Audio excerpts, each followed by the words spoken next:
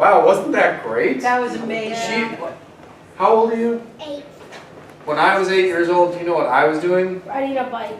I don't even think I could ride a bike at 8 years old. I was probably sitting at home playing video games. Yeah, like. And she's at a cyber security conference teaching us about bullying. That is amazing. Let's give her one more round of applause. So I don't turn blue. How is everybody doing? Are you guys having a good time so far? Yes. So what has been your favorite part of the conference so far? Yes, we'll just do a few of these. The Oculus. The Oculus, yeah, was pretty fun. That was right by you. Were you doing the sword one? Yeah. How'd you do? Did you do okay, or was it really hard? Okay. I saw y'all dancing there, like with your eyes closed, and it's just like going crazy. It was pretty fun. Anyone else? Anyone else have a favorite thing, or yeah? What do you like? I mean, getting the book from you was amazing. Well, I agree. Anyone who gets a book from me it's going to be an amazing experience. Bella, that was yours too, getting the free book? Awesome. Anyone else want to share something that you've enjoyed thus far? If not, that's okay. We can move on. You got another one? Oh, the blacksmith? What was he doing over there? Was he sharpening knives? Spike, right? That's his name? Spike seems like he's a pretty cool guy. Isn't that cool? We're at a cybersecurity conference and he's teaching people how to sharpen knives. Doesn't seem like it would fit, but that's pretty cool. How many of you have knives at home that you're going to go home and try to sharpen now? Talk to your parents first, get permission. I have a sharpener. Everything locks and lights, yeah, it's pretty good. So I'm going to be talking about how to publish a book for the next maybe like 10 minutes or so. I'm going to keep my phone out here so I don't go too long too. How many of you have ever had an idea for a story? Just raise your hand. How many of you have ever told a story to a friend or to a parent or anything like that? Any type of story. It could be a true story, it could be a pretend story. Show of hands. Anyone? All right. When it comes to publishing a book, the first thing that you need to do is actually have a good story to tell. How do you know if a story is a good story? Do you guys have any ideas? What do you think? You can ask for someone else's opinion on it. Very good, very good. Yes, You Bella. can just make up your own story, or if you remember a story that you told a friend or a parent, you can write it down to that. Yep, yep, very good. Any other thoughts on that, on storytelling? Yeah? Yes, no? No? Okay.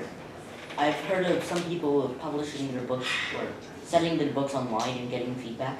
Yep, Wattpad is one of the main ones where you can do that. It's free, you can upload a book, people will find it and read it, and they'll let you know what they think. Yes? You should proofread it too to make sure it sounds good. Oh yeah, absolutely. We'll talk more about that later on in the process too. Because editing is a big portion of making sure that your book is good. So what I found is the best way to make sure that you write a good story, or even that you're telling a good story, is that you want to have some structure to it and you want to have some conflict in the story. Do you all know what conflict is? Yeah. Problem, yes. Problem and a solution. That's a really good way of describing it. You have a problem and you need to work toward a solution. If your characters can't solve the problem, then they lose, right? How many of you have ever seen Star Wars? The original Star Wars movie. So at the end, spoiler alert, they blow up the Death Star, right? What was the problem? The Death Star was going to do what? Destroy the Earth. Yes, it was the rebel base, right? Their Death Star, if they didn't blow up the Death Star was going to blow them up, right?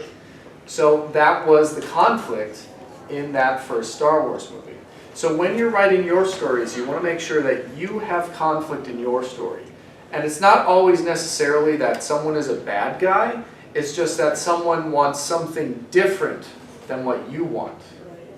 And you sometimes in life, you can't both get what you want, right? How many of you have parents or guardians or grandparents or people that you live with who they want different things than what you want sometimes? You want to stay up late and they're like, no, you're not going to stay up late. Exactly. And so you're having that conflict, right? Now who wins most of the time? Me. I always stay up in bed. I do. Well, I'll leave your own family politics to, you all can deal with that. The idea is, when you're writing a story, you want to have some measure of conflict in there so that the story is interesting and so it's a story that people want to read.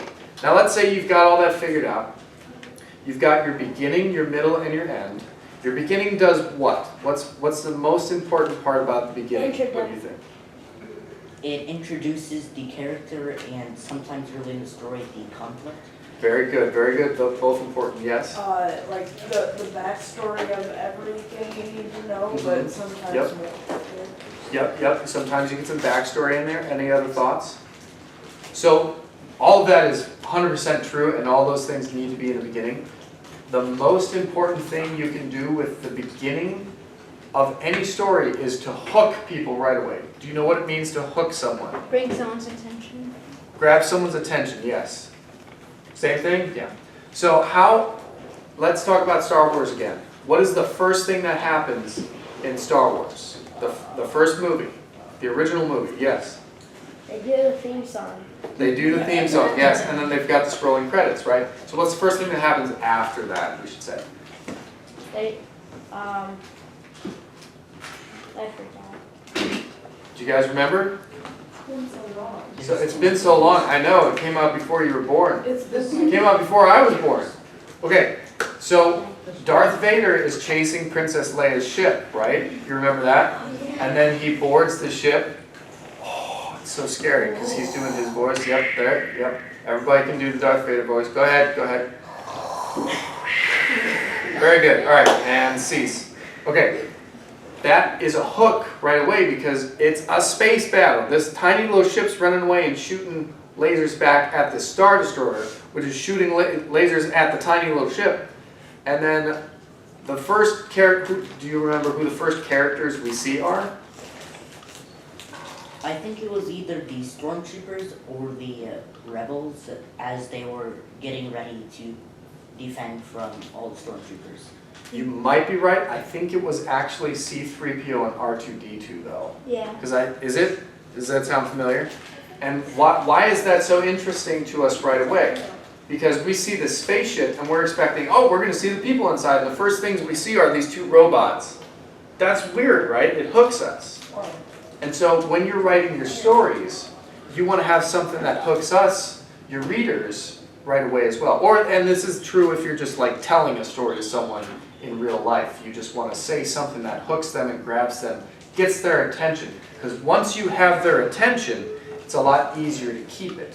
But grabbing their attention right away is super important because people have got their phones, people have got iPads, they've got birds flying past outside, they've got their dog that's barking, they've got a baby that's crying, they've got the TV on. You have to be able to grab their attention from all of that right away with your story. Okay, so that's the beginning. Let's talk about the middle. What happens in the middle of a story? Yes? It's what happens, so usually it's the main events in the story after the beginning, but before, like, in movies that there are battles, it's usually the stuff that leads to the final battle. Yes. So another way of putting that is it would continue the conflict that you set up at the beginning and develop it even further. So, in other words, things get worse, right? Because if we look at Star Wars again, Luke and Han and Chewie and Obi-Wan, what happens to them? They escape Tatooine, right? And they're on the Millennium Falcon. But when they get to Alderaan, where is it? It's gone. It's a billion pieces, right? Because the Death Star blew it up. And so what's the next thing that happens after that? It gets worse for them, right? Because they got chased by TIE fighters. yes. And then they get sucked in to the Death Star. That's no moon. Remember? Remember the line? Oh, classic. That's no moon.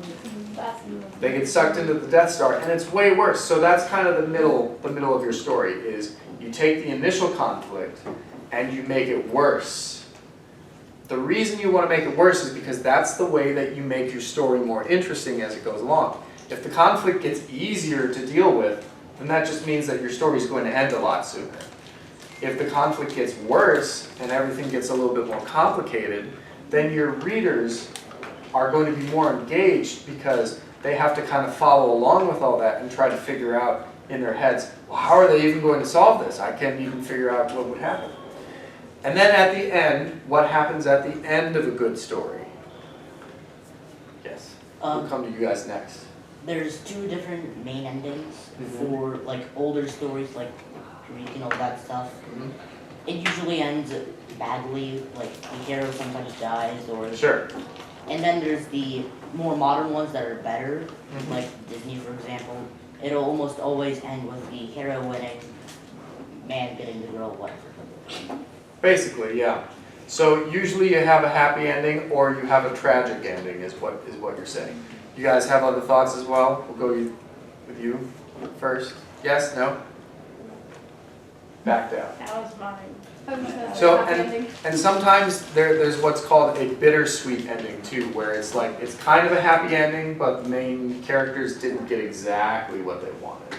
So they kind of won, but they didn't win big, so to speak. It's like when you go to the casino and you walk out with no more than you came in with, but you didn't lose money either. That's probably a little over your heads. Don't go to casinos, you're too young. Probably not ever. It's hard to win at casinos. But blackjack's fun. It is fun, but It's fun to lose money too. I mean we have computer games for this, don't we?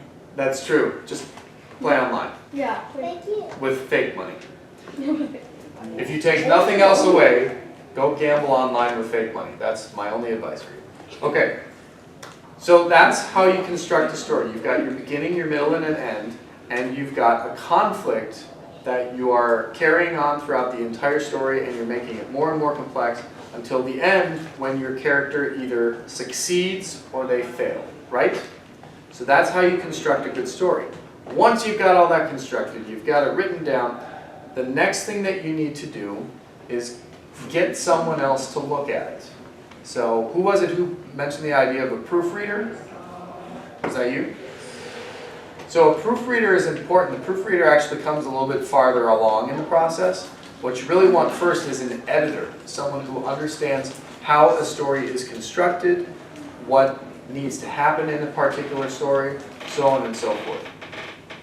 Once you've got all that sorted out, the editor does the edits, then you implement the edits and make changes as necessary. And then from that point on, then you would send it to the proofreader, then it will come back to you. After that, you format the book. I won't go into that because that's really technical and boring. And then, once the book is formatted, you find someone to design a book cover for you. How many of you are really, really good artists? Awesome. How many of you think that you could design a professional book cover right now? Okay, all right. Be interested to see what you come up with. I have purchased, how many of you were at the dinner last night and heard me talk last night? So for those of you who weren't at the dinner, one of the things that I said is that I have purchased book covers that cost $25 that are really good, and I have purchased book covers that cost $650 that are really, really, really good. 3 of the books that I have, well no, 2 of the books that I have out there cost $650 for the book covers. One of them cost $500, and then the other ones cost a lot less. It just kind of depends on what you're going for and what kind of rate you can get from your artist. But it's important to have a great book cover. Does anyone know why? Because the first thing people always see on a book is the cover. Exactly. Yeah, have you ever heard the saying, don't judge a book by its cover? That's not. That's fine when it comes to people, but with actual books, no, you absolutely judge the book by its cover. So you need to have a great book cover. I cannot emphasize that enough.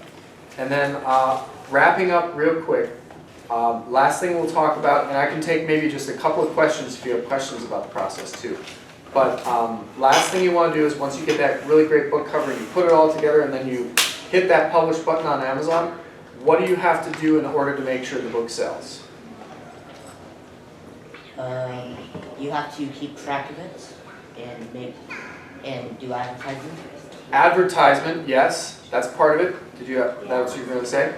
All right, yes? What about you can look it up on a website and see how many viewers or whatever Yes. it has. So what you're all kind of getting at here is what's called marketing.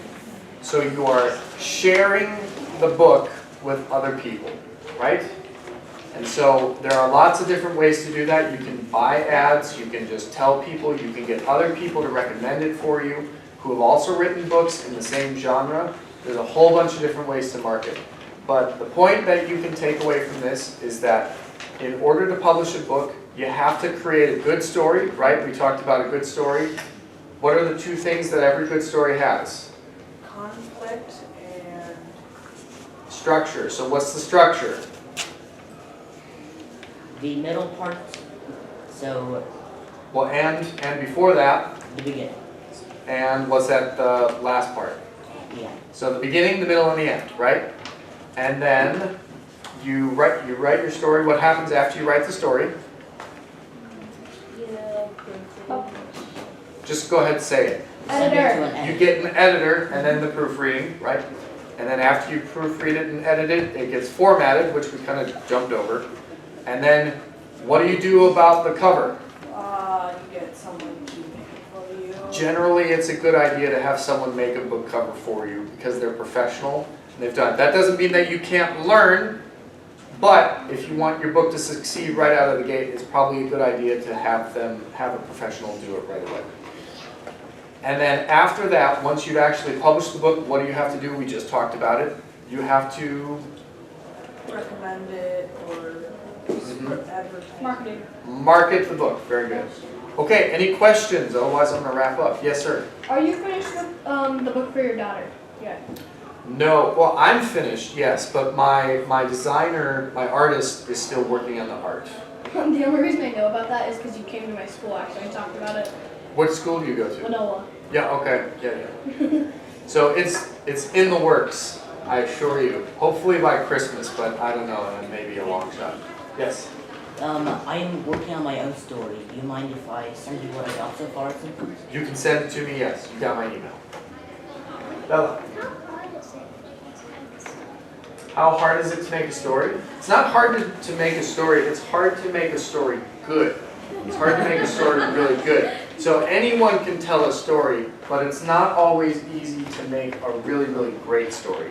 That takes a lot of work. You kind of have to study and learn and practice. But you know, just like everything, just like Kung Fu, practice makes perfect, right? I do Jiu-Jitsu, so it's not the same thing, but I understand the mentality. Any other questions?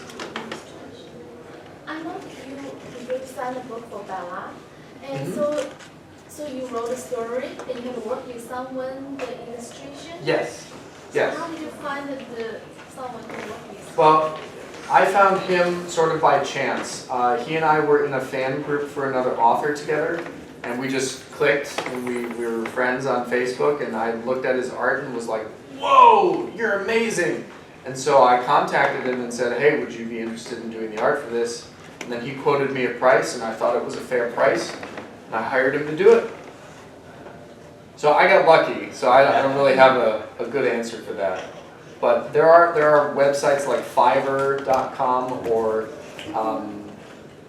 what is it? DeviantArt.com is another place where you can find some really cool and really talented artists. You just have to find the type of art that you want in a children's book, and then try to work out a deal with them. Do you hire someone like a professional promotion? I know one of my professors' wife, they actually promote books. That's an option as well. I have used a variety of online promotion sites for promoting books. BookFunnel is one where you can get a lot of free promotion, but it's an annual fee. There's one called Book Barbarian, which is for science fiction and fantasy. There's My Book Cave. They do some stuff.